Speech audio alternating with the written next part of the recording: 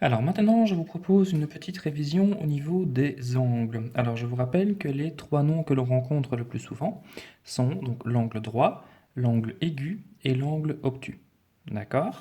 Alors je vous rappelle que l'angle droit, c'est l'angle vraiment de référence, hein, c'est un des premiers angles que vous avez travaillé en primaire. C'est l'angle qu'on retrouve le plus souvent. On retrouve notamment ici en situation concrète sur une feuille, hein. Je peux dire que ma feuille, hein, comprend ici 4 angles droits, vraiment. Si maintenant je regarde une classe par exemple, hein, je vais constater que les coins, hein, sont en fait des angles droits. Attention, dans certains types d'architecture, l'angle n'est pas forcément droit, mais on va dire que dans la plupart des cas, en architecture, quand on regarde le plan d'une maison, les angles des pièces sont souvent des angles droits. Alors, angle droit, je vous rappelle que c'est un angle de 90 degrés. Alors, dans ce cas-ci, c'est très facile à tracer puisque j'ai la chance d'avoir ici sous les yeux une feuille déjà quadrillée. D'accord? Idem, si maintenant je regarde les petits carrés sur ma feuille, je constate qu'ils possèdent chacun 4 angles droits. D'accord? Alors ici, je peux très bien m'aider des carrés pour tracer mon angle droit, c'est-à-dire un angle de 90 degrés. Je peux le vérifier ici avec mon équerre Aristo, puisque je vous rappelle que cet angle-ci est également un angle droit. Et alors je peux également le vérifier d'une autre façon. D'accord? Donc je vais venir placer ici correctement mon équerre. Alors si je pars ici de la mesure 0, 0, 10, 20, 30, 40, 50, 60, 70, 80, 90, j'ai donc une amplitude de 90 degrés. D'accord? Alors, nous allons maintenant parler de l'angle aigu, d'accord, que j'ai représenté ici également sous forme de découpe. Je vous rappelle que la définition de l'angle aigu est qu'il est plus petit, qu'il est inférieur à l'angle droit. Si maintenant je viens ici placer mon angle aigu, je constate que par rapport à mon angle droit, l'amplitude de l'angle aigu est inférieure. Alors attention ici, donc je vais avoir bien entendu besoin de mon équerre Aristo pour tracer. N'oubliez pas qu'il y a deux types d'équerre Aristo.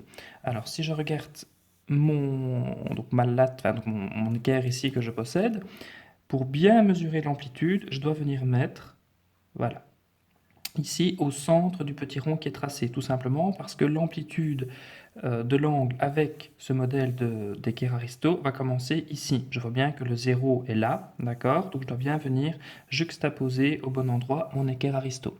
Dans certains cas, certaines équerres commencent à mesurer l'amplitude à partir du bord, ici. Ça veut dire que dans ce cas-là, je dois venir placer mon équerre ici. D'accord? Donc à vous de bien voir sur le modèle que vous possédez où est votre 0. Si votre 0 commence ici, vous la placez comme ceci. Si votre 0 est ici comme moi, là vous devez bien venir la placer ici au centre du petit rond qui souvent est tracé. Alors ici, je vais envisager un angle aigu par exemple de 30 degrés. 0, 10, 20, 30. Je peux faire ici un petit point tout discret. Et ensuite, je vais tracer mon autre demi-droite. Voilà. Je viens ici de tracer un angle dont l'amplitude est 30 degrés, c'est-à-dire inférieur à 90, par conséquent, c'est un angle aigu. Alors l'angle obtus par contre, là c'est le contraire, c'est un angle qui a une amplitude supérieure à 90 degrés. Donc même cas de figure, toujours bien faire attention au modèle d'équerre que vous possédez. Dans mon cas, je dois bien mettre ici, puisque mon 0 commence là. 0, 10, 20, 30, 40, 50, 60, 70, 80, 90. Si je m'arrête ici, je vais tracer un angle droit. Mais ici, c'est un angle aigu que je veux, donc supérieur à 90 degrés, donc je vais continuer. 100, 110, 120 par exemple. Idem, je trace un petit point. Ensuite, je vais tracer ma demi-droite proprement. Alors, je viens ici de tracer un angle dont l'amplitude est supérieure à 90 degrés, dans ce cas-ci 120 exactement, c'est-à-dire un angle obtus. D'accord? Donc si maintenant je recompare par rapport à mon angle de référence, un angle droit fait 90 degrés, hein, je peux ici le vérifier à l'aide de l'angle que j'ai découpé. Un angle aigu est inférieur à 90 degrés, et par contre, mon angle obtus, lui, c'est l'inverse, il est supérieur à 90 degrés. On voit ici que l'angle que je vous montre est bien plus grand. Alors, vous avez encore d'autres noms que l'on rencontre moins souvent, mais qui pourtant existent quand même. Alors, imaginons que je vous demande de tracer un angle nul, c'est-à-dire un angle de 0 degré. 0, nul. Eh bien, j'ai ici une demi-droite qui est tracée. Je ne vais faire aucune ouverture, je vais tout simplement retracer une demi-droite sur ma demi-droite. Voilà, ici je n'ai aucune ouverture, j'ai un angle nul. Par contre, l'autre cas de figure, c'est l'angle plein. Donc ici, je vais partir sur mon 0, d'accord? J'ai déjà une demi-droite qui est tracée, je pars sur mon 0, un angle plein, c'est-à-dire que j'ai fait un tour complet, donc autrement dit 360 degrés. Donc je vais tourner, tourner, tourner, tourner, tourner, tourner, tourner, tourner, je continue jusqu'à avoir fait un tour complet, voilà. Et ici, je vais maintenant venir retracer la demi-droite obtenue. Alors, si maintenant je compare mes deux angles, l'angle nul et l'angle plein, en apparence, mais en fait c'est le même, hein, puisque mes deux demi-droites sont juxtaposées dans les deux cas.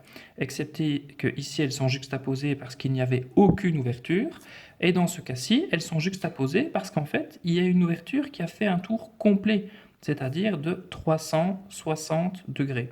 Alors dans la plupart des cas, pour ne pas confondre justement, alors, on écrit la mesure, ça c'est un premier indice, mais alors pour bien montrer l'angle plein, souvent on a tendance à venir faire ici, pour bien montrer en fait qu'il s'agit d'une ouverture complète qui a fait le tour complet, c'est-à-dire 360 degrés. D'accord? C'est un petit moyen qui est quand même très important. Si maintenant vous ne faites pas ceci pour représenter, mettez bien la mesure. Sinon, encore une fois, on pourrait très bien confondre les deux. Et ensuite, le dernier exemple, c'est l'angle plat. Alors pourquoi l'angle plat? Tout simplement parce qu'il a une mesure de 180 degrés. Donc idem, je replace correctement mon équerre en fonction du modèle que je possède.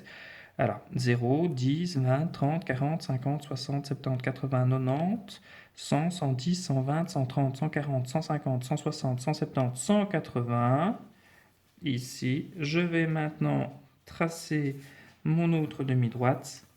Voilà, je viens ici de faire un angle qui avait une ouverture de 180 degrés, c'est-à-dire un angle plat, tout simplement, parce que quand je le regarde, je pourrais le comparer tout simplement à une droite. D'accord? Donc je n'oublie surtout pas l'angle droit qui, on va dire un petit peu l'angle de référence, hein, 90 degrés. C'est entre autres l'angle que je retrouve dans le carré, le rectangle, etc. Puisque certains quadrilatères ont justement cela comme condition, c'est-à-dire qu'ils sont entièrement délimités par quatre angles droits, hein, notamment le rectangle et le carré. Alors ensuite, vous avez l'angle aigu, là l'angle est inférieur à 90 degrés. L'angle obtus, il est supérieur à 90 degrés. L'angle nul, c'est en fait égal à 0 degré, donc il n'y a aucune ouverture. L'angle plein, c'est 360 degrés, donc il a fait une ouverture en fait qui fait le tour carrément, 360 degrés. Ne pas confondre les deux ici, qui en apparence sont les mêmes, mais qui pourtant ont une histoire tout à fait différente. Et l'angle plat, qui lui fait 180 degrés. Voilà, à bientôt!